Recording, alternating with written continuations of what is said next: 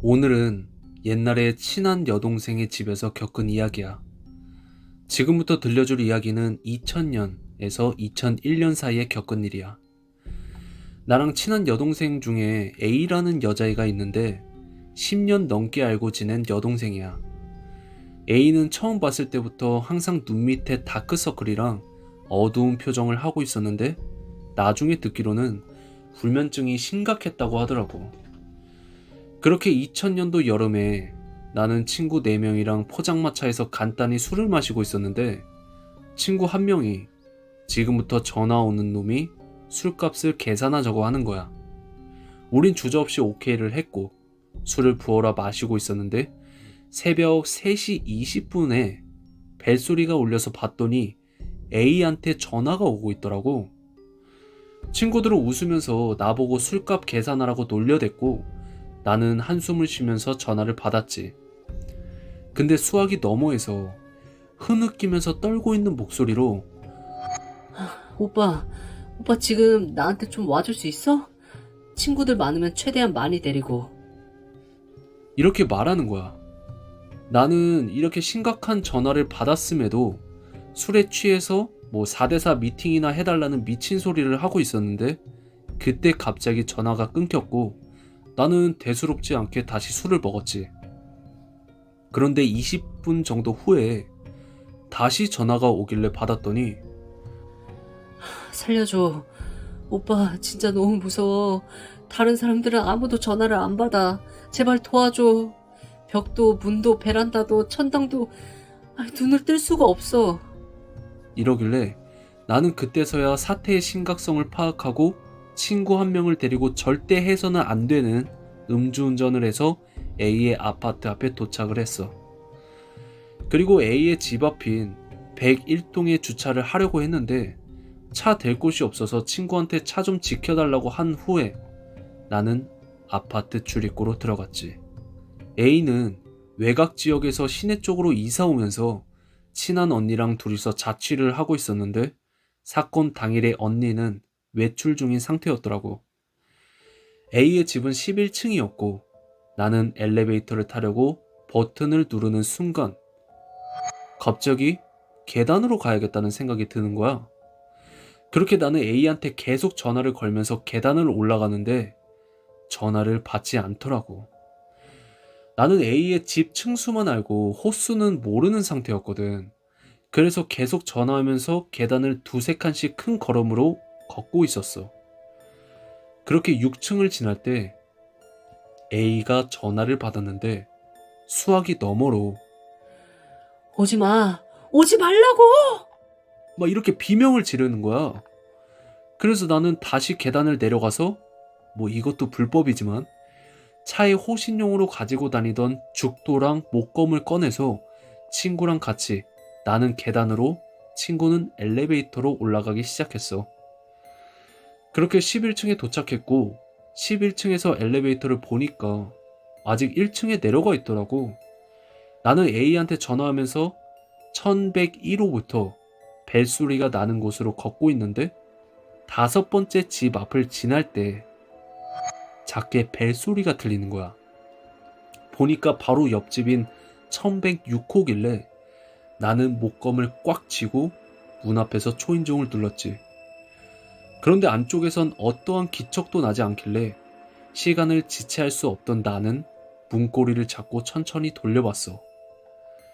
안에는 한여름의 새벽이라고는 생각할 수 없을 만큼 냉기가 돌았고 나는 A의 이름을 부르면서 거실 쪽으로 향하고 있었는데 어떤 사람이 희미하게 거실 바닥에서 배를 바닥에 깐 상태로 고개만 돌려서 베란다를 응시하고 있는 거야.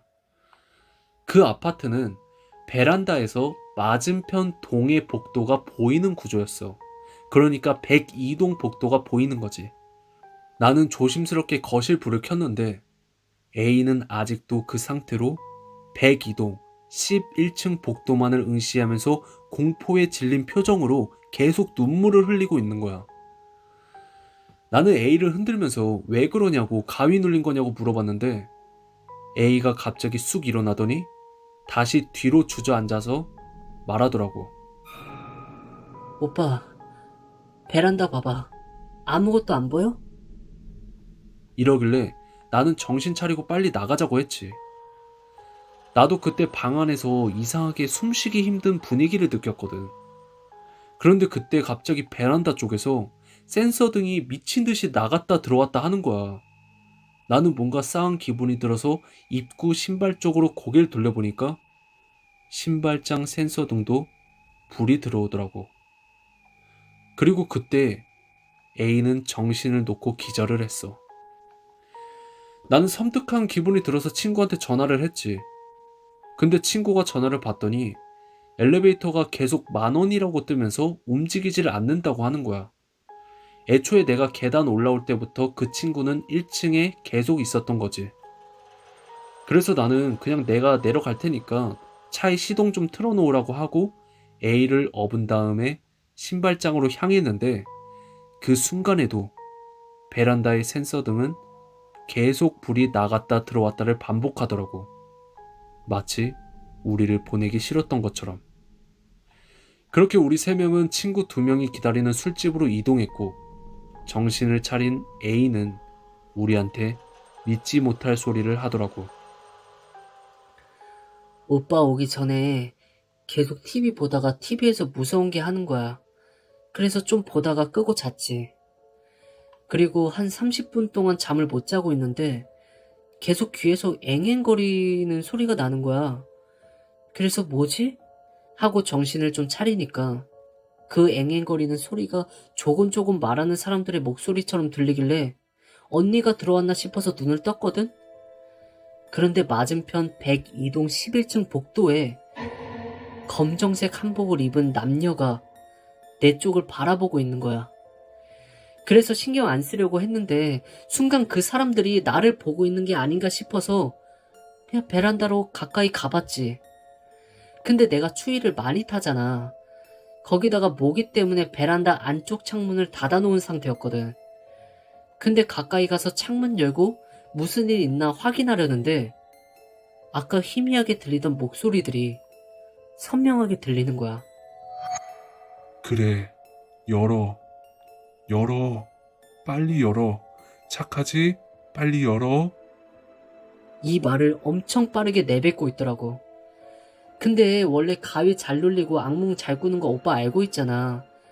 솔직히 처음에 무서웠는데 그냥 신경 안 쓰고 자려고 다시 누웠어. 그러다가 잠시 조용하길래 다시 고개를 들어서 정면을 봤는데 그 검은색 옷 입은 사람들 중에 한 명은 없어졌고 나머지 한 명은 내 쪽으로 천천히 오고 있는 거야.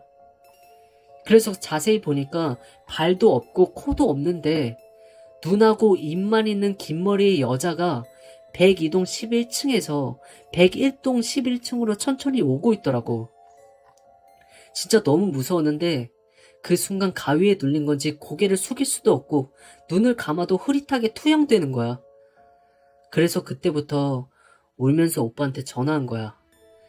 그리고 오빠랑 통화하고 친구 몇 명한테도 전화 걸고 있었는데 그 긴 머리 여자 귀신이 계속 베란다 창문에 머리를 박기 시작하면서 어차피 열게 될 거야. 열어. 열어. 이러더라고. 그때 오빠한테 전화가 왔는데 맞은편에 같이 있던 다른 한 명도 이쪽으로 들어오려고 하는 것 같아서 오빠 들어오게 되면 그 다른 한 명이 현관문을 통해서 들어올까봐 그래서 전화를 못 받았던 거야.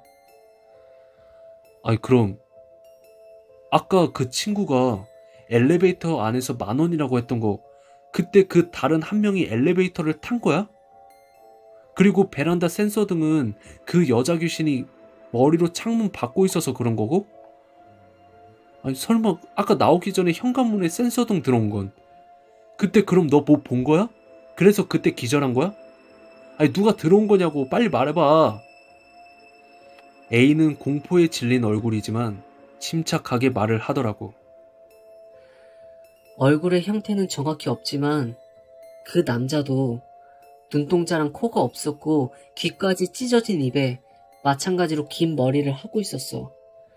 그리고 웃으면서 네가 문을 안 열면 딴 사람이 열게 하면 돼. 이러더라고. 아, 그럼 내가 뭐에 홀려서 그렇게 빠르게 올라간 거야? 내가 현관문을 딸 수 있게 도와준 거야? 장난치지 마. 장난이지? 장난이잖아. 그냥 헛것 본 거 아니야? 오빠, 아까 집에 들어올 때 달마 도자기랑 베란다 창문에 붙은 부적 봤지? 본 거 같아. 왜? 그 부적하고 달마 도사가 우리 목숨 구해준 것 같아. 그 말을 하면서 A는 조용히 주머니에서 핸드폰을 꺼냈고 핸드폰 뒤에는 달마 대사가 큰 눈을 부라리면서 우리를 뚫어지게 쳐다보고 있었어. 나는 아직도 그때 느낀 영혼의 기운을 잊을 수가 없어. 그 검은 한복의 남녀는 무엇이었을까? 오늘 이야기는 여기까지야.